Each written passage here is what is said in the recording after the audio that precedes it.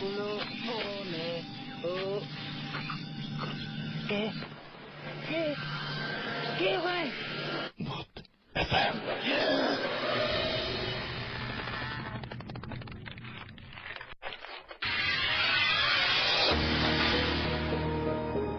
Right ঘড়িতে সময় 11:59 আর শুরু হয়ে গেল ভূত এফএম। আর ভূত এফএম এ আপনাদের সবাইকে আরো একবার স্বাগত জানাচ্ছি এবং কয়েকদিন ধরে দেখতে পাচ্ছেন যে ওয়েদারটা কি চমৎকার, বিশেষ করে রাতের বেলায় এই ধরনের আলোচনার জন্য খুবই ভালো। এবং আজকে একটু আগেও মনে হচ্ছে যে কোনো সময়ই নেমে পড়তে পারে বৃষ্টি। নতুন একটা মাস শুরু করেছিলাম আমরা এবং মাসটার শুরুর দিনে আমরা ভূত এফএম শুরু করলাম এবং আজকে অলরেডি এই মুহূর্তে 2 তারিখ হয়ে গেল এপ্রিল মাসের। সুতরাং এই মাসে অনেক বেশি হ্যাপেনিং একটা মান্থ। সেটা হচ্ছে যে এখানে এই মাসে আপনাদের পহেলা বৈশাখ আমরা উদযাপন করব, আমরা বিদায় জানাবো নতুন বছরকে। এবং আমরা যে বছরটিতে ভূত এফএম বাংলা মাসে বছরের যে বছরটিতে ভূত এফএম শুরু করেছিলাম, ইনফ্যাক্ট সেই বছরটাকে দিয়ে আরো একটা সামনের বছরের দিকে এগিয়ে যাচ্ছি ধীরে ধীরে ধীরে ধীরে। এবং আপনাদের সবাইকে এতদিন পর্যন্ত আমাদের সঙ্গে থাকার জন্য অনেক অনেক ধন্যবাদ। এবং যারা এসএমএস পাঠাতে চান তাদেরকে বলবো যে আমাদের এসএমএস পাঠানোর নিয়মটি হচ্ছে শাউট লিখে স্পেস দিয়ে আপনার নাম লিখে স্পেস দিয়ে আপনার মেজ লিখে পাঠিয়ে দিন 9840 নাম্বারে। এবং দেশে এবং দেশের বাইরে যারা আমাদেরকে রেগুলার এসএমএস করেন, ইমেল করেন, দেশে থেকে এসএমএস করা যায়, দেশের বাইরে থেকে সাধারণত ইমেল করে থাকেন, তাদের সবাইকে অনেক অনেক ধন্যবাদ জানাচ্ছি এতদিন পর্যন্ত আমাদের সঙ্গে থাকার জন্য।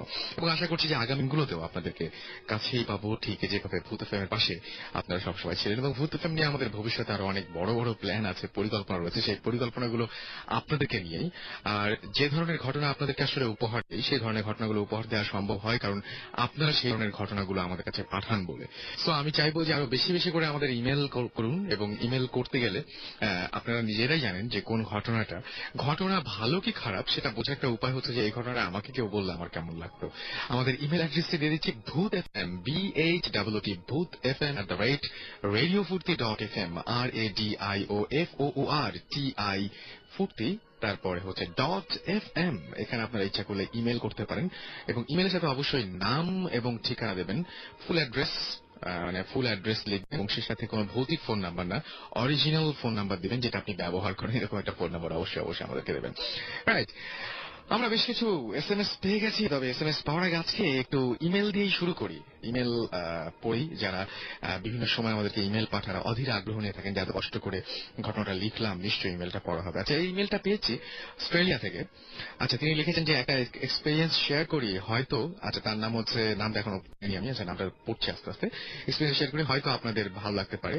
এই আজ মেলবোর্নের একটা ঘটনা শেয়ার করি। ঘটনাটা আমার একটা ফ্রেন্ডের কাছ থেকে শোনা এবং ঘটনাটা অস্ট্রেলিয়া আর কি, মেলবোর্নে। এবং তিনি বলছেন যে লাইফের এক্সপিরিয়েন্স, এটা 2003 সালের সেপ্টেম্বরের কথা। ওই সময় আমাদের এইখানে স্প্রিং থাকে, আমরা তখন সবাই স্টুডেন্ট। তো আমার ফ্রেন্ডটা উইকেন্ডে ট্যাক্সি চালাতো। ওকে, সো অনেকে এটা করেন এবং তিনিও তার মধ্যে একজন যিনি ট্যাক্সি চালাতেন। তো ও এক কাস্টমার নেয় সিটি থেকে, রাত তখন 2টা বাজে। কাস্টমার বলে যে সে একটা জায়গায় যাবেন এবং সেই জায়গাটির নাম বলার সঙ্গে সঙ্গে তিনি বলে ওকে, অ্যাড্রেসটা দিয়েছে এবং সেটা হচ্ছে রিমোট একটা এরিয়া। যে অ্যাড্রেসটা দিয়েছে সেই অ্যাড্রেসটা একটা রিমোট একটা এরিয়া, শহর থেকে বেশি একটু দূরে, বুঝতেই পারছেন। তো ওরা প্রায় ওই জায়গায় পৌঁছে গেছে আর 10 কিলোমিটার বাকি আছে। 10 কিলোমিটার এমন কোন দূরত্ব নয়, দেশের বাইরে আপনারা জানেন। এমন সময় একটা ছোট ব্রিজ পার হতে হবে। ঠিক এই সময় গাড়ির সামনে হঠাৎ করে যে ঘটনাটা ঘটে, এটা হচ্ছে একদমই দুজন প্রস্তুত ছিলেন না, গাড়ি তবে চলছিল। ব্রিজে ওঠা মাত্র দেখা গেল যে একটা মেয়ে লাফ দিয়ে গাড়ির সামনে এসে পড়ল। মেয়েটা ওয়েডিং গাউন পরা ছিল এবং যে কিনা গাড়িকে মানে একদম গাড়িকে সজোরে ধাক্কা দিয়েছে, এরকম একটা অবস্থা হলো। Like when you hit something, তখন যদি এরকম কারে যদি হিট করে তাহলে যেটা হয় সেটা একদম বোঝা যায়, শব্দ হয়, একটা ঝাঁকুনি লাগে, তাই না? এবং এজন্য ও গাড়িটার সাথে সাথে স্টপ করে দেয় যেহেতু সামনে এসে পড়ে। এবং এরকম একটা ঘটনা ঘটলে নিশ্চয়ই যে কেউ যেটা করবে, প্রথমে পাটা গিয়ার থেকে উঠে গিয়ে এক্সেলেটর থেকে থেকে আসলে যেটা হবে সেটা হচ্ছে যে এক্সেলেটর থেকে উঠে গিয়ে প্রথমে ব্রেকে পাটা পড়বে, তাই না? সো সেটাই হয়েছিল আর কি। এবং বাট ও প্যাসেঞ্জার বলে যে don't stop your car, just go ahead এবং ইটস নাথিং বারবার করে এটাই বলছিল যে আইল টেল ইউ লেটার যে কি হয়েছে আসলে। বাট প্যাসেঞ্জারের কথা না শুনে গাড়ি যেটা সে করে সেটা হচ্ছে গাড়ি দাঁড় করায় এবং নেমে ওই ব্রিজের ওপর এবং চারপাশে সে দেখায় যে কি দেখে, খুঁজে বের করার চেষ্টা করে যে কি তাকে হিট করলো, গাড়ির সামনে কি পড়েছিল। বাট ও কিছু দেখতে পায় না, গাড়ির কোনো ড্যামেজও হয় নাই এবং ওর সেফটির জন্য প্যাসেঞ্জারও সাথে সাথে নামে কিন্তু কিছু দেখতে পায় না। ওরা দুই আবার স্টার্ট করে অ্যান্ড প্যাসেঞ্জারকে নামায়। দেন প্যাসেঞ্জার ওকে স্টোরিটা জানিয়ে দেয় যে সে বলে যে এখানে প্রায় এরকম হয় এবং এখান দিয়ে যারা যায় তারা মাঝে মাঝে এই ঘটনাটা ফেস করে এবং যারা জানে তারা কেউ কখনো গাড়িটা এখানে থামায় না। সে অ্যাডভাইস দেয় যে তুমিও কখনো এখানে এরকম কোনো ঘটনা ঘটলে জাস্ট গাড়িটা থামাবো না, গাড়িটা টেনে চলে যাবে। এবং যে ঘটনাটা হয় সেটা হচ্ছে যে ওই যে মেয়েটাকে সাধারণত সবাই দেখে ওই এলাকায়, সেটা যেটা হয়েছিল যে বিয়ের দিনে মেয়েটা অ্যাক্সিডেন্টে মারা যায় এবং তারপর থেকে খুব উদ্ভট টাইপের ঘটনা ঘটে সেখানে। আমাকে ইমেলটি করেছিলেন আখতারুজ্জামান এবং তার নিকনেম ও রাসেল, লাইক মি। ওকে, সো তিনি থাকেন এখন অস্ট্রেলিয়াতে এবং অস্ট্রেলিয়া থেকে ইমেলটি আমাদেরকে করেন। ফোন নাম্বার সবকিছু তিনি দিয়ে দিয়েছেন এবং তিনি বলেছেন যদি কোনো ভ্যারিফিকেশনের দরকার হয় তাহলে আমরা যেন তাকে কল করি বা বেটার আরো তাকে যেন ইমেল করে কোয়েশ্চেন করি। তো আপনাদের কোনো কোয়েশ্চেন থাকে এসএমএস এর মাধ্যমে, এই ঘটনা যে শুনলেন এসএমএস এর মাধ্যমে আপনারা জানতে পারেন সেটা। তবে আমি আপনাদেরকে এই ঘটনার মতো একটা ঘটনা বলবো যেটা আমার সাথে ঘটেছিল। শুধু আমার সাথে না, আমার সেদিন গাড়িতে আমরা ঢাকার বাইরে গিয়েছিলাম, পুবাইলে গিয়েছিলাম একটা কাজে এবং পুবাইল থেকে ফেরার সময় গাড়িতে আমরা অনেকজন, প্রায় 4-5 জন হবে। এই ঘটনা আমি একদম ভূত এফএম যখন শুরু করি তখন একবার বলেছি, অনেকে তো মিস করেছেন তার আমি বলছি। সেটা হচ্ছে যে এরকম হয় যে আশুলিয়া দিয়ে আমরা যেহেতু ঢাকাতে তাড়াতাড়ি ফিরতে হবে এবং সবারই কাজ আছে, রাত হয়ে যাচ্ছিল, সো আমরা চেষ্টা করেছিলাম যে আশুলিয়া দিয়ে ফিরবো, ঢাকার উত্তরে না ফিরে একদম মানে এদিক দিয়ে ঢুকে আমরা বাদ দিয়ে চলে আসবো। তো এরকম চিন্তা করা হলো এবং আমরা সরাসরি গাড়িটা নিয়ে আসছিলাম এবং আশুলিয়ার কোনো এক জায়গায় আমরা, মনে হয় এটা ঠিক কোন জায়গাটা আমি মনে করতে পারছি না, তো দুপাশে এরকম পানির মতো ছিল বা ফাঁকা জায়গা ছিল, এরকম একটা জায়গা ছিল বেশ আগে। এবং হঠাৎ করে যেটা হলো যে আমরা সবাই গল্প করছি, সবাই খুব ভালোই আছি গাড়ির মধ্যে এবং গাড়ির সমস্ত কাঁচ লাগানো, ভেতরে এসি চলছে। হঠাৎ করেই বিকট একটা আওয়াজ এবং গাড়িটা হালকা একটু ঝাঁকুনি খেলো এবং মনে হলো যে জাস্ট একটা ইটো বোধহয় অত বড় হবে না, তার চাইতে বড় কিছু দিয়ে খুবই জোরে গাড়িটাকে আঘাত করলো। এবং লিটারালি যেটা হলো যে আমার পাশের যে ডোরটা ছিল সেই ডোরে মনে হলো যে এসে গাড়িটা মানে বাড়ি খেলো, গাড়িটায় ওই ইটটা বাড়ি ছিল, ইটা টুকরা, এবং খুব জোরে শব্দ হলো এবং বুঝতে পারলাম জাস্ট আওয়াজটা থেকে এবং গাড়ির কাঁপুনি থেকে বুঝতে পারলাম যে কত জোরে মারা হয়েছে। আমি সঙ্গে সঙ্গে মানে ডানে বায়ে তাকালাম গাড়ির গ্লাস দিয়ে এবং কিচ্ছু দেখতে পেলাম না, জাস্ট কিছু দেখতে পেলাম না, দেখার কথাও না। এমন না যে মানে চাইলেই আমি দেখতে পারবো, কারণ ঘুটঘুটে অন্ধকার, একদম ঘুটঘুটে অন্ধকার। তো আমার যে ড্রাইভার ছিলেন আমাদের সঙ্গে তিনি বলতেছেন যে বারবার করে যে হ্যাঁ এটা কিছু না, এটা এরকম হয় এখানে, আসলে মনে হয় যে এরকম করে ভয়টা দেখিয়ে গাড়ি থামায় তারপরে গাড়ি থেকে সব জিনিসপত্র নিয়ে চলে যায়, এটা মনে হয় কোনো ডাকাত এরকম কিছু একটা হবে। সুতরাং তিনি গাড়ির স্পিড মানে ভয়াবহভাবে বাড়িয়ে দেন এবং তিনি বলেন যে আমার সাথে এর আগেও এরকম বেশ কিছু হয়েছে।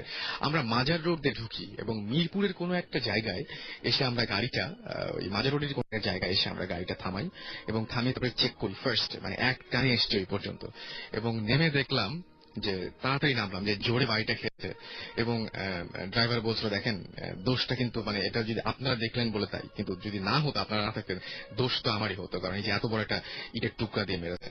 তারপরে বাইরে আমরা সবাই মিলে নামলাম এবং নেমে চেক করলাম যেখানে লেগেছিল সেখানে, এবং আশেপাশে কোথাও এক ফোঁটা কোন আঘাতের চিহ্ন বা কোনো কিছু নাই। আপনারা জানেন, কেউ ট্রাই করবেন না, বাট আপনারা জানেন যে একটা বড় ইট দিয়ে যদি গাড়ির দরজায় আপনি মারেন তাহলে কি অবস্থা হবে।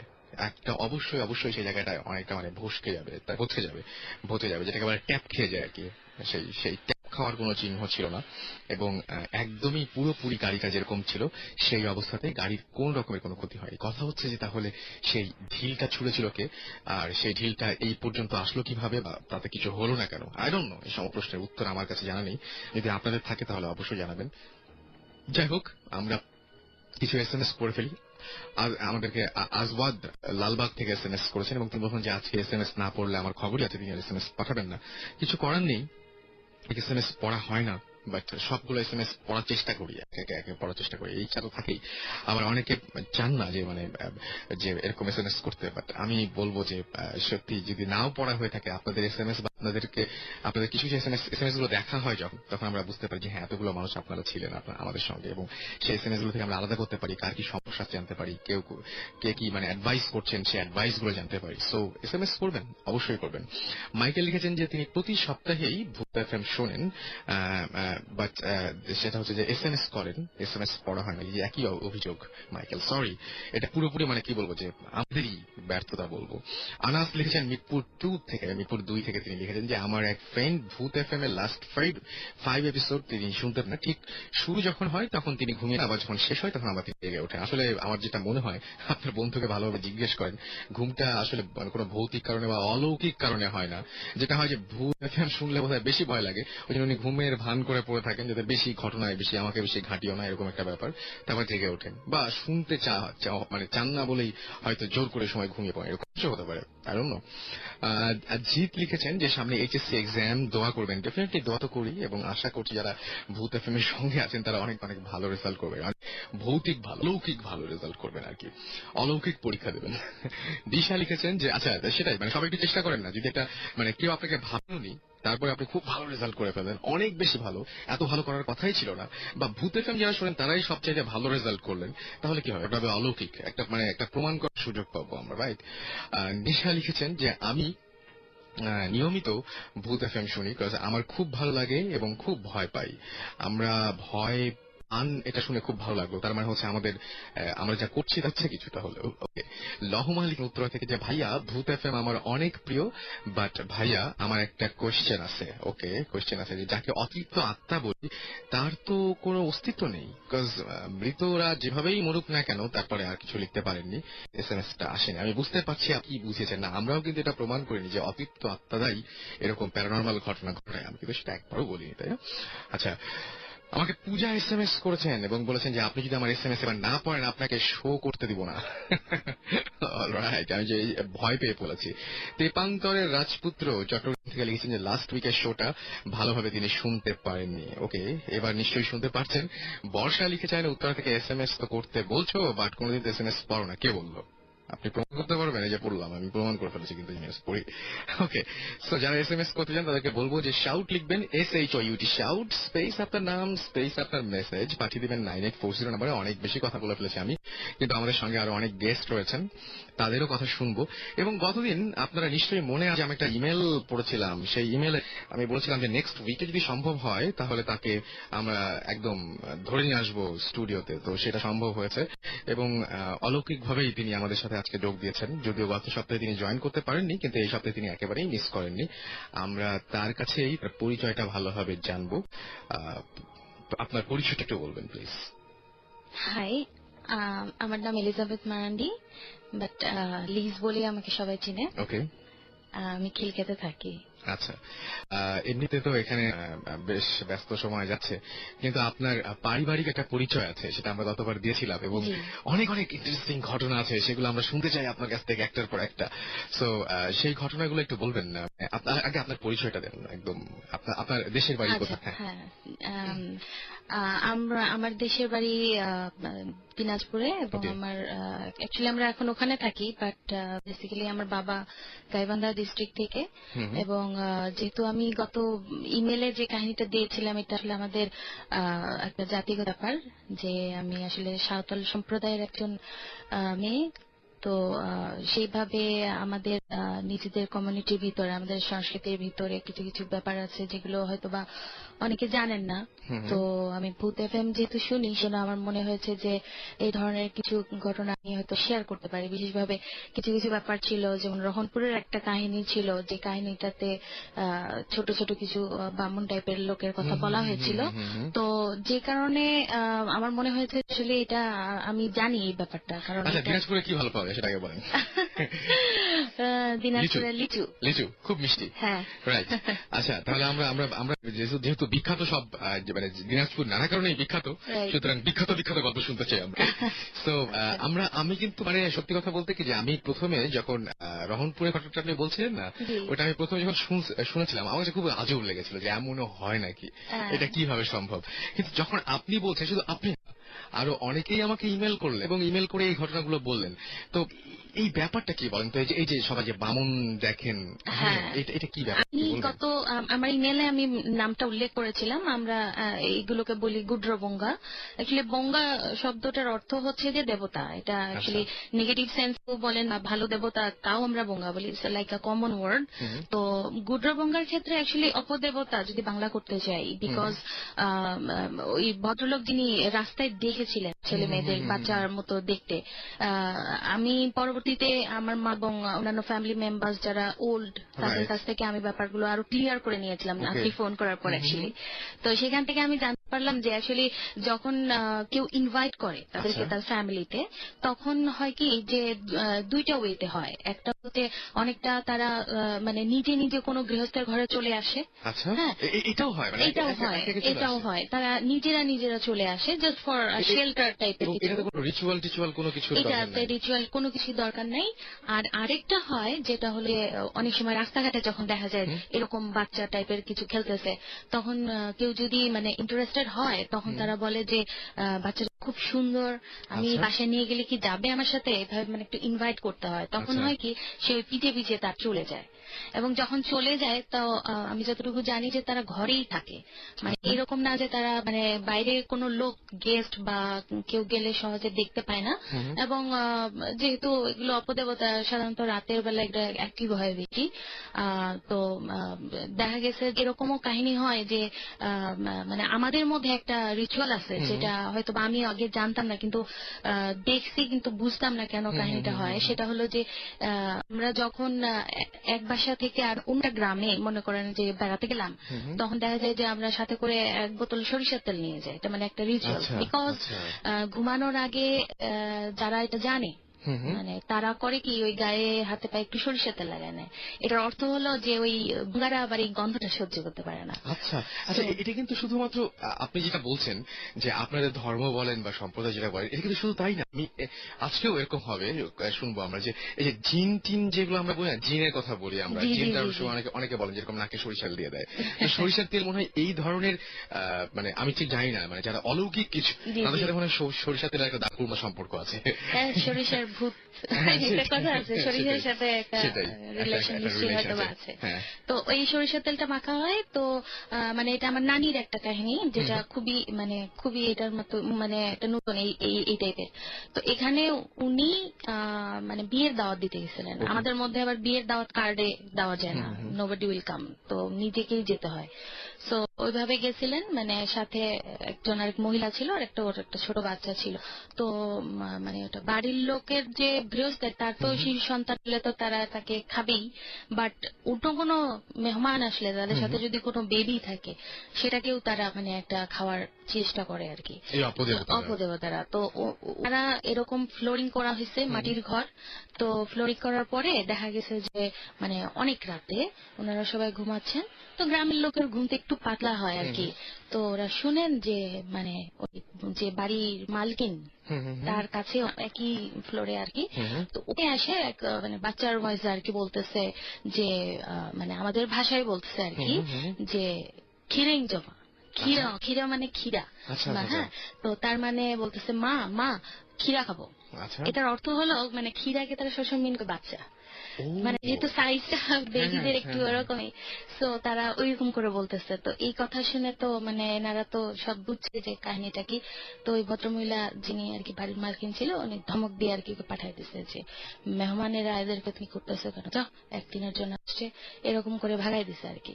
তো এই ঘটনাটা খুবই রিয়াল। এবং এখন আচ্ছা, এই ব্যাপারটা এই যে মানে আপনি যেটা বলছেন, আমি তার সাথে একটা জিনিস খুব জানতে ইচ্ছা করছে, যারা গৃহকর্তা থাকেন তারা কি এদেরকে আসলে মানে মেনটেন করতে পারেন? মেনটেন মানে কি যে কমেন্ট করতে পারেন বা তাদের কন্ট্রোল করতে পারেন? হ্যাঁ, অবশ্যই পারেন। কারণ এটা হচ্ছে যে কমেন্টটা কি, এরা হচ্ছে যে একা একা তো কিছু করতে পারে না। এরা তো মানে ক্ষুধার্ত হয়ে যায় খাওয়ার জন্য। সো এরা ধরেন যেটা প্যারাসিট টাইপের, কারো উপরে নির্ভর না করলে এরা কি আসলে সার্ভাইভ করতে পারে না। সো প্রতিদানে তারা ওই যেটা আমি বলেছিলাম যে তারা আসলে ওই অন্য গৃহস্থের বাড়ি থেকে, তো কমান্ডের ব্যাপারটা এরকম ভাবে আসে, যদি ওকে বলে যে ওর বাসা থেকে তুমি আজকে আমাকে চুরি করে এনে দাও, মানে অনেক সময় শত্রুতাও থাকতে পারে। তো তখন করে কি যে ওদের কাছে ছোট ছোট মানে স্বর্ণের ছোট ছোট মানে বাটি টাইপের থাকে। ওরা করে কি দুই একটা চাল বা দুই একটা পয়সা যেটাই পায় ওইভাবে চুরি করে বাবা মার কাছে এনে দেয়। তাতে হয় কি, মানে এটা আমার মাও দেখেছেন এরকম কাহিনী যে মানে তারা আস্তে আস্তে দেখা যায় যে দরিদ্র হয়ে পড়েন এবং হত দরিদ্র হয়ে পড়েন, কিন্তু উল্টা দিকে মানে অপরপক্ষ তারা মানে খুবই মানে অনেক সম্পদ কোনো না কোনো ভাবে তারা মানে যেই কাজই করে দেখা যায় যে ভালো হয়। কিন্তু সমস্যাটা নেই যে তাকে কন্টিনিউয়াসলি তাকে লালন করতে হবে, খাওয়া দাওয়ার একটা ব্যাপার করতে হবে। হ্যাঁ, খুবই ভয়ঙ্কর। এবং এটা সাধারণত দেখা যায় যে এটা এই কারণেই দেখা যায় যে অনেক জায়গায় মানুষ জানে শুনে যায় না কারণ জানে যে তার বাসায় এরকম একটা ব্যাপার আছে। হ্যাঁ, তো এই খারাপ ব্যবহার করে না তাদের সাথে, মানে একটা ব্যাপার আছে আর কি। মানে আমরা নিজেরাই আমার দাদার বাড়িতে যাই না, আমার মা খুব ভয় পান এই সমস্ত ব্যাপার। আচ্ছা, আমাদেরকে রহনপুর থেকে অলরেডি একজন শুনে মানে একদম SMS পাঠিয়ে দিয়েছেন, তার নাম হচ্ছে কায়সার রহমানি। তিনি বলছেন যে রহনপুর, তিনি বলছেন যে মারানজি বামুনদের ঘটনাটা আমি পাঠিয়েছিলাম। আমার প্রশ্নটা বামুনের মানে সাইজ, আচ্ছা বামুন সাইজ কেন, মানে আর তারা এই ধরনের কেন, এটা কি জানা আছে যে এই সাইজটা বিশেষ করে হয় কেন, এটা কি জানা আছে? অ্যাকচুয়ালি ব্যাপারটা হচ্ছে যে মানে এই যে এই দেবতাদের সাইজ কার কি হবে কোনোভাবেই এটা আমরা বলতে পারি না। হ্যাঁ, জিন কেন লম্বা হবে আমরা তো এটা বলতে পারবো না, ঠিক না? বাট আমরা এই কারণে গুড্র মানে ছোট আর কি, এবং মানে এটা খুব ছোট, খুবই ছোট, আর দেখা যায় এদেরকে। আচ্ছা, এরকম কখনো হয় যে তারা হয়তো খেপে গিয়ে বা তারা হয়তো মানে নিজেরা কোনো সময় গৃহকর্তাদের বিপক্ষে গেছে বা গৃহকর্তার ক্ষতি করেছে, এরকম সম্ভাবনা বা এরকম ভয়ের ব্যাপার থাকে নাকি? এরকম ভয়ের ব্যাপার থাকে, এটাও থাকে যে যদি আপনি ঠিক মতো তাদেরকে ধরেন মেনটেন করতেছেন না। যেমন আমার নিজের দাদার ক্ষেত্রে যেটা হয়েছে যে উনি মানে যখন পরপর অনেকগুলো ছেলে মেয়ে মারা গেল, ঠিক আছে, অনেক ছেলে মেয়ে মারার পরে আমার বাবা যেটা বললেন যে একবার আমার দাদা এরকম মানা করে উনি মানে হাটে চলে গেছিলেন বা কোনো একটা কাজে, তো তারপরে উনি মানে দেখলেন যে উনি অনুমতি ছাড়াই তার একটা সন্তানকে ওইভাবে ইয়ে করা হয়েছে। তো এটা নিয়ে আর কি বাবা বললেন যে অ্যাকচুয়ালি ক্ষতি বলতে অন্য কোনো ক্ষতি ওরা করে না, কিন্তু দেখা যায় যে আপনার পরিবারের সদস্যদের উপর ক্ষতিটা করে, এটা করে, অবশ্যই করে। ওকে, সো পরিবারের এরকম ক্ষতি হয়, তার মানে এই ঘটনাটা সত্যি। আচ্ছা, একটা জিনিস সেটা হচ্ছে যে এই যে মানে আমরা যে ভূত প্রেত বা মানে অলৌকিক শক্তি যাই বলি না কেন, আমরা এক একজন এক কথা বলি। তো অনেকে আছে যে অনেকে মানে আমরা কাউকে বিশ্বাস বা অবিশ্বাস কোনো কিছু করতে বলছি না, মানে আপনার কাছে পার্সোনালি কি মনে হয় এই যে অলৌকিক কোনো জগৎ আছে কি নাই, এটা কি মনে হয়? অলৌকিক জগৎ আছে, এটা আমি 100% বিশ্বাস করি। প্লাস আরেকটা বিশ্বাস করি, সেটা হচ্ছে যে ব্ল্যাক ম্যাজিক, যেটা আমাদের কমিউনিটির ভিতরে আছে। আমি হয়তো আপনাকে ফোনে বলেছিলাম যে ডাইনি বিদ্যা, যেটা এখন ব্ল্যাক ম্যাজিক শোনার পর লেগেছে। ওকে, এবং তিনি হচ্ছেন আমি একজন মেরিন ইঞ্জিনিয়ার। ওকে, এবং তিনি বলছেন যে আমার প্রফেশনের জন্যই আমাকে শিপে থাকতে হয়। আমি আমার ভাই দ্বারা রেকর্ডেড আগের পর্বগুলো আছে, কিছু পর্ব তিনি শুনেছেন সেটা বলছেন, এবং তিনি বলছেন তারা ভীষণ ভয় লেগেছে। তো ঘটনা ঘটে 2006 সালের মে মাসে। আমরা তখন ইন্ডিয়ান ওশানে একেবারে মাঝে ছিলাম। সো আমি তখন ইঞ্জিন ক্যাডেট হিসেবে জয়েন করি শিপের শিপের কন্ডিশন থাকার পরও ওই দিন অনেক গরম লাগছিল। আচ্ছা, এয়ার কন্ডিশন ছিল শিপের মধ্যে, তারপরে অনেক গরম লাগছিল, তাই সে রাতে পোর্ট হলে ডোর খুলে জানালা খুলে লাইট অন করে ঘুমিয়ে থাকি। রুমের দরজাটাও ওপেন করে রাখি যেন বাতাস জানালা দিয়ে ঢুকে দরজা দিয়ে বের হয়। ঘুম হঠাৎ ভেঙে যায়, চোখ খুলে দেখি রুমে লাইট অফ, অ্যান্ড কে যেন আমার গলা খুব জোরে চেপে ধরে আছে। আমি নিঃশ্বাস নিতে পারছিলাম না। বাইরে চাঁদের আলো ছিল, খুব বাতাসও আসছিল রুমে। আমি সব দেখছি, বাট হাত পা কিছুই নাড়াতে পারছি না। হঠাৎ করে মনে পড়ল যে আয়াতুল কুরসি সূরাটা পড়া যেতে পারে, এবং অনেক কষ্টে মুখে যে উচ্চারণ করা শুরু করেছি সাথে সাথে সাথে সব ঠিক হয়ে গেল, গলা সরে গেল, গলা থেকে হাতটা মনে হয় কেউ যেন সরিয়ে ফেললো, এবং এবং দেখা গেল যে ছিটকিয়ে আমার গলা ছেড়ে দিয়ে যেন সোফাতে গিয়ে বসে। কিছুটা তিনি দেখতে পান যেটা তার গলার উপরে বা বুকের উপরে এতক্ষণ চেপেছিল সেটা গিয়ে ছিটকে সোফার উপরে গিয়ে বসে, এবং আমি সাথে সাথে সমস্ত শক্তি ফিরে পাই। লাইট অন করে দেখি রুমে কেউ নেই। তার এতক্ষণ মনে হচ্ছিল যে একটা মানুষ তার বুকের উপরে বসে তার গলা চেপে ধরেছিল, কিন্তু যে মুহূর্তে তিনি মানে আয়াতুল কুরসি সূরাটা পড়া শুরু করলেন সেই মুহূর্তে দেখলেন যে ছিটকে গিয়ে সেই অলৌকিক কিছুটা সোফায় গিয়ে বসলো, এবং লাইট তিনি আবার শরীরের শক্তি পাওয়া মাত্র যখন লাইট অন করলেন তখন দেখলেন যে ঘরে কোনো কিছুই নেই, বাট দরজাটা ভিতর থেকে লক করা ছিল।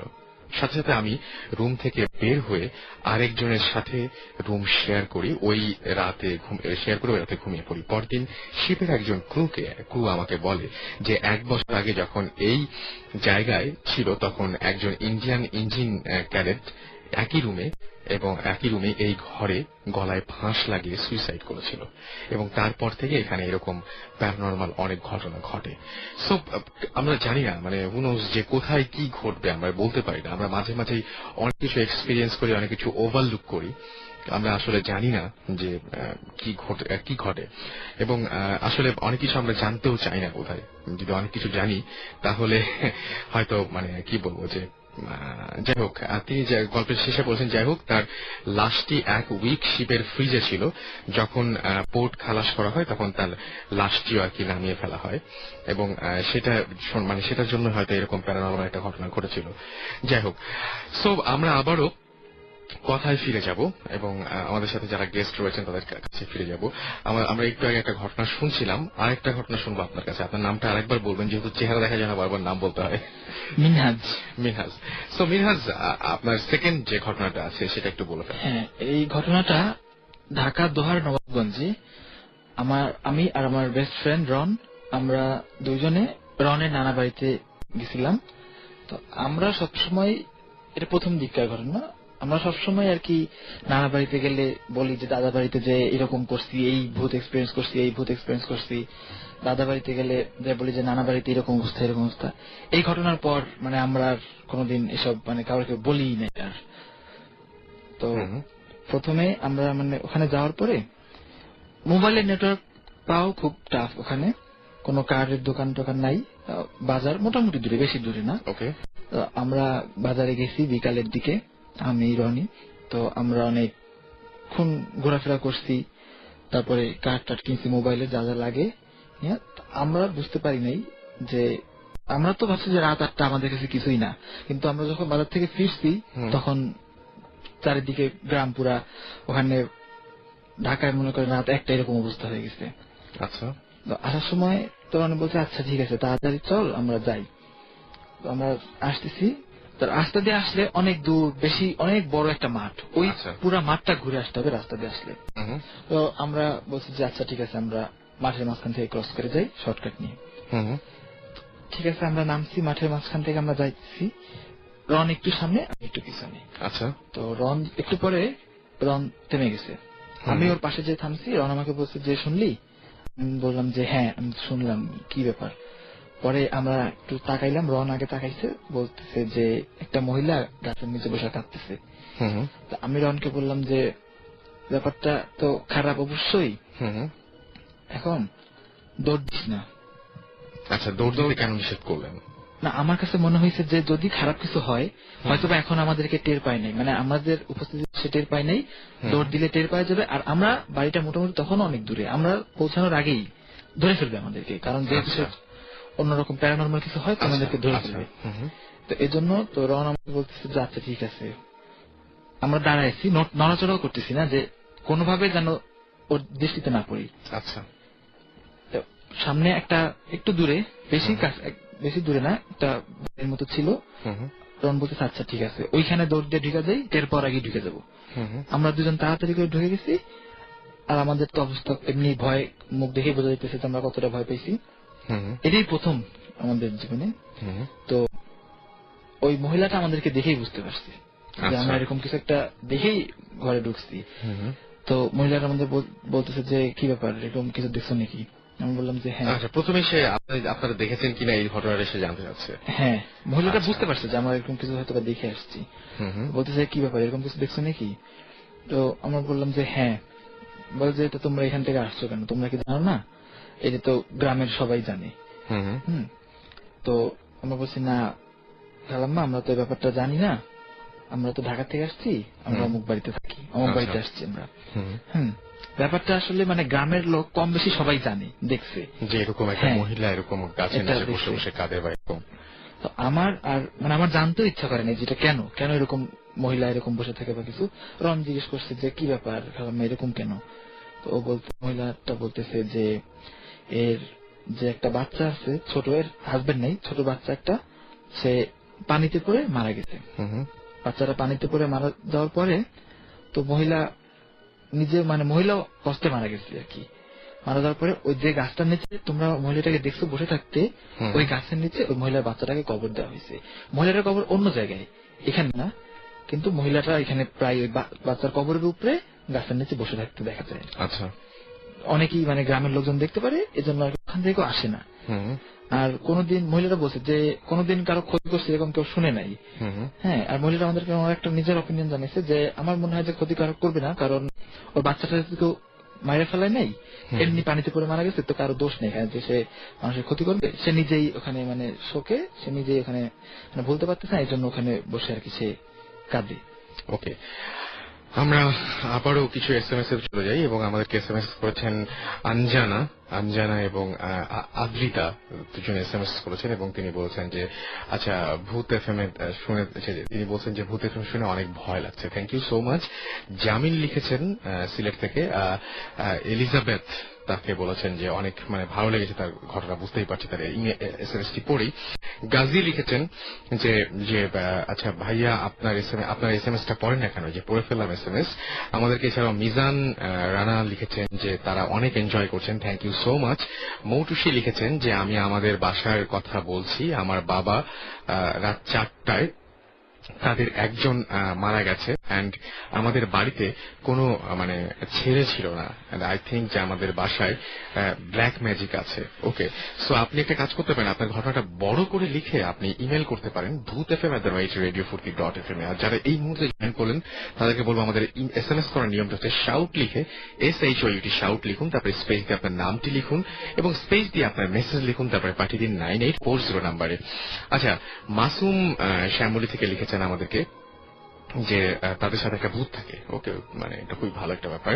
অপু আমাকে SMS করেছেন এবং অপু SMS করেছেন মহাখালী থেকে, না মহাখাল এখান থেকে SMS করেছেন। আচ্ছা, সজল বরিশাল থেকে SMS করেছেন, অভি আমাদের চট্টগ্রাম থেকে SMS করেছেন, শিশির থ্যাঙ্কস জানিয়েছেন তারা ভূত FM শুনতে পাচ্ছেন এই জন্য। রথিন রাজশাহী থেকে SMS করেছেন আমাদেরকে, জানতে চেয়েছেন সুমন শাকিব ভাইরা কই। ওকে, আর মোস্ট ওয়ান্টেড ভূত তিনি আমাদের SMS করে বলেছেন যে ভূত স্ট্রিম কি আসবে, আজকে আসার কথা, দেখা যাক কি হয়। টুম্পা খুলনা থেকে SMS করেছেন এবং তিনি বলেছেন যে SSC এক্সাম দিচ্ছেন তারা, এক্সামের আগে ভূত FM মানে শোনাটা ঠিক হবে কিনা আমি ঠিক বুঝতে পারছি না, মানে SSC এক্সামের মাঝখানে বা মানে যাদের এক্সাম রয়েছে তাদের একটু অ্যাভয়েড করা উচিত। আচ্ছা, এছাড়া আমাদেরকে শশী সুষমা SMS করেছেন, আমাদেরকে SMS করেছেন ইয়াসার, আমাদের SMS করেছেন রুহি, আমাদেরকে SMS করেছেন অনিক ভূতের বাপ, SMS করেছেন আমাদেরকে অহনা ধানমন্ডি থেকে। এছাড়া আমাদেরকে SMS করেছেন রহমান, আচ্ছা স্যাম রহমান স্যাম রহনপুর থেকে। ওকে, সো যারা এখন SMS পাঠাননি বা পাঠাতে চাচ্ছেন তাদেরকে বলবো যে শাউট লিখে স্পেস দিয়ে আপনার নামটি লিখে স্পেস দিয়ে আপনার মেসেজটি লিখে পাঠিয়ে দিন 9840 নাম্বারে। আমরা আবারও এলিজাবেথ আপনার কাছে চলে যাব। আপনার নিজের এমনি তো আপনি বললেন যে অনেক ঘটনা বললেন, সেই ঘটনাগুলো আরো মানে নিজের ঘটনা বলতে বলতে হয়তো আরো কিছু ঘটনা মনে আসবে, মাথায় আসবে, তখন আপনার নিশ্চয়ই শেয়ার করবেন। তো মানে এমনিতে নিজে কোনোদিন কোনো কিছু এক্সপিরিয়েন্স করেছেন এরকম কোনো কিছু? হ্যাঁ, আমি কয়েকবারই এক্সপিরিয়েন্স করেছি। তার মধ্যে একটা এক্সপিরিয়েন্স আছে যেটা মানে আমি খুব স্পষ্টভাবে মানে এখনো খুব ফিল করি। আর যেহেতু এটা আমি মানে কয়েক বছর আগের ঘটনা, তো আমার খুব পরিষ্কার ভাবে মনে আছে। আচ্ছা, তো সেই সময় আমি ইউনিভার্সিটিতে পড়তাম, আর এটা ইন্ডিয়ার একটা ইউনিভার্সিটি ছিল। আর আমি থাকতাম একটা মেসে। আচ্ছা এবং আমার এই মেসটা ছিল একটা বড় একটা পাড়ার, মানে একদম কর্নারের একটা বাসা। আচ্ছা এবং বাসাটা ছিল টোটালি মানে একটা দোতলা বাসা, কিন্তু বাসাটা অনেকটা দেখলে মনে হবে একদম কর্নারে একটু বিরাট এক আম গাছের নিচে ছোট্ট একটা দোতলা। এবং কেউ বাড়িওয়ালা থাকতেন না, মানে অনেকটা নিচতলাটা পুরা ধুলা টোলা একদম পুরা অ্যাবান্ডন্ড আর কি। তো সেই রকম একটা বিল্ডিং এর দোতলায় ছিল। মিশ্রটা হঠাৎ করে এরকম কোনদিন মাথায় আসে, চিন্তা হয়নি যে এরকম কেন? না, অ্যাকচুয়ালি আমি জানতাম যে ওনারা মানে আরো ভিতরে শহরের দিকে, মেইন শহরের দিকে তারা ফ্ল্যাট কিনে ওইদিকে, যেহেতু ছেলের অফিস ছিল ওইদিকে। তো ওই বাসাটা সেই জন্য মেয়েদের কাছে ওনারা মেস দিয়েছিলেন। তো আপনার সারা বিশ্বে এটা সবাই জানেন যে এটা আছে। যেমন আমরা দোয়া পড়ি, এটা কি, এটা এটা পাওয়ার পাই, এটা কিভাবে পাই? So definitely Lucifer is there, devil is there, তাহলে তারও তো নিশ্চয়ই একটা ব্যাপার আছে। তো এই দিক থেকে আমি জানি যে এটা আছে। এবং মানে আমরা সাঁওতালরা বিশেষভাবে আমরা এটা আমাদের সংস্কৃতির ভিতরেই আছে। তো আমরা এটা অস্বীকার করতে পারি না, এবং এটা আমাদের আমরা মানে এক্সপেরিয়েন্স করি ডে টু ডে লাইফে অনেক সময়।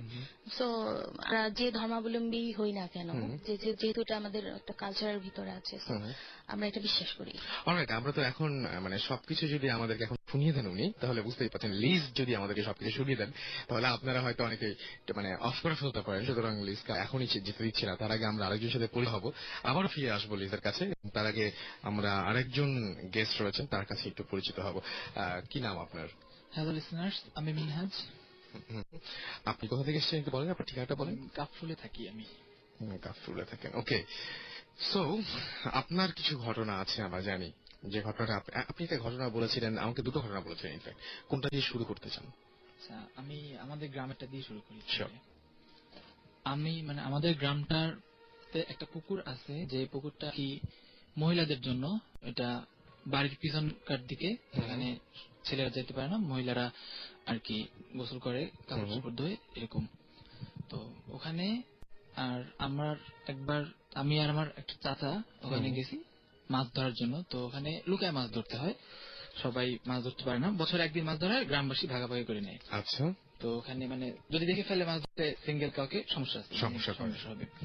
তো আমরা রাত্রে, অনেক রাত্রে আজানের আগে, ভোরের আগে গেছি ওখানে মাছ ধরে। তো আমার যে চাচা উনি কাদার ভিতরে মানে ডুবে মাছ ধরতেছে, হাতে হাতে মাছ ধরতেছে, আর আমি পাশে দাঁড়ায় আছি। তো এই সময় আমার চাচার একটা চাচা, একটু দূর সম্পর্কে, আপন না। তো উনি ওখানে কিছু কবরস্থান আছে, যে কবরের দিকে যাইতেছে। আচ্ছা। যাইতেছে, তো আমার চাচা ওনাকে ডাক দিচ্ছে, ওনার নাম হচ্ছে ইউসুফ। ইউসুফ কাকা বলে ডাক দিচ্ছে। ডাক দিয়ে ওঠার পরে সাডেনলি ওনার মনে পড়ছে যে ইউসুফ কাকা তো মারা গেছে অনেকদিন আগে, কিন্তু উনি ব্যাপারটা বুঝতেই পারেনি, কারণ সামনে একদম চোখের সাথে দেখা, ওনারা খেয়ালই নেই ব্যাপারটা। তো ডাক দেওয়ার পর কিছুক্ষণ পরে ডাক দিছে, কিন্তু কোনো ওখান থেকে কোনো রিপ্লাই নাই, হাঁটতেছে। এরপরে হঠাৎ করে আজান দিছে, পরে ব্যাপারটা মিলাই গেছে। আর তার আগেই কাকার মনে পড়ছে আমার যে কিন্তু মারা গেছে 2 বছর আগেই আরো। তো ব্যাপারটা জানার পরে উনি পানির ভিতরে মানে নিজের শরীর পুরো ডুবে ফেলাইছে, যাতে কোনো সমস্যা না করতে পারে, কিন্তু সমস্যা হয় নাই কোনো। আপনি বলেন। এরপরে উনি আমাকে নিয়ে তাড়াতাড়ি করে গ্রামে মানে বাসায় চলে আসছে, আমাদের বাড়িতে নিয়ে চলে আসছে, জানে আমি তো গেছি ওখান থেকে, যেন আমার কোনো সমস্যা না হয়, এই কারণে উনি আর কি আমাকে নিয়ে তাড়াতাড়ি চলে আসছে। ওকে, সুতরাং যে মানুষটিকে দেখেছিল সেই মানুষটির আসলে কোনো অস্তিত্ব তখন ছিল না, উনি অনেক আগে মারা গেছেন, এবং দেখার কিছুক্ষণ পরে তার সেটা মনে হয়ে যাচ্ছে ওনাকে কেন দেখলাম, উনি তো মারা গেছেন। ওকে, আমরা একটা ব্রেক নিব, তবে তার আগে বলি যে ফারহা খুলনা থেকে আমাদের এসএমএস করে বলেছেন যে আজকে তুমি খুব ফুর্তিতে আছো মনে হচ্ছে। হ্যাঁ, আজকে আমি খুবই ফুর্তিতে আছি, এবং আমার মনে হচ্ছে যে আজকে বিশেষ করে আমরা আজকে আপনাদেরকে একদম ডিফারেন্ট কিছু, এটা হচ্ছে যে মানে আপনাদেরকে ডিফারেন্ট কোনো ধরনের ঘটনা শোনাতে পারছি। এটা লিজের কারণে সম্ভব হয়েছে, এবং অনেক কষ্ট করে এসেছেন, এবং তাকে এই জন্য আরো একবার ধন্যবাদ জানাবো। আজিজ লিখেছেন এবং তিনি লিখেছেন যে সিলেট থেকে। তিনি এইচএসসি এক্সাম দিবেন এবং তিনি আমাদের কাছে এসএমএস পাঠিয়েছেন। এছাড়া আমাদেরকে এসএমএস পাঠিয়েছেন দেখতে পাচ্ছি চিটাগং থেকে পিয়াস অ্যাঞ্জেল এসএমএস পাঠিয়েছেন, রাজশাহী থেকে আলী দেলোয়ার রহনপুর থেকে লিখেছেন এবং রহনপুর চাঁপাইনবাবগঞ্জ থেকে, এবং তিনি বেশ মজা পাচ্ছেন এরকমই জানিয়েছেন। এবং আমি দেখছি যে আসলে আজকে রহনপুরের ঘটনা যেহেতু বলা হচ্ছে প্রত্যেকে প্রচুর এসএমএস পাওয়া যাচ্ছে এবং রহনপুরে যে ঘটনাগুলো সেই ঘটনাগুলো এর আগে আমরা শুনেছি এবং ঘটনাগুলো খুবই ইন্টারেস্টিং এবং এসএমএস এবং ঘটনা নিয়ে আবারও ফিরে আসবো। সো স্টে টিউন, কোথাও যাবেন না, ফিরে আসছে একটু পরে। মাঝখানে ছোট্ট করে একটা গান শুনে আসবো।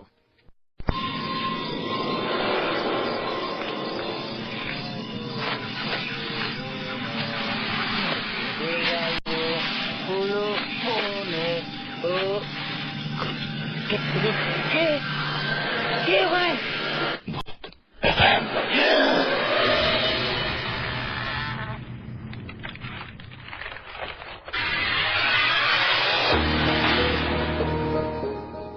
দ্যাটস রাইট, শুনছেন সবসময়ের রেডিও ফুর্তি, সাথে আছি রাসেল। চলছে ভূত এফএম, আর ভূত এফএম এ আরো একবার আপনাদের সবাইকে স্বাগত জানাচ্ছি এবং সেই সাথে আপনাদের এসএমএস পাচ্ছি অনেক এবং এসএমএস এর জন্য ধন্যবাদ আপনাদেরকে জানাচ্ছি। আর সেই সাথে এসএমএস তো পড়বই, তবে তার আগে ছোট্ট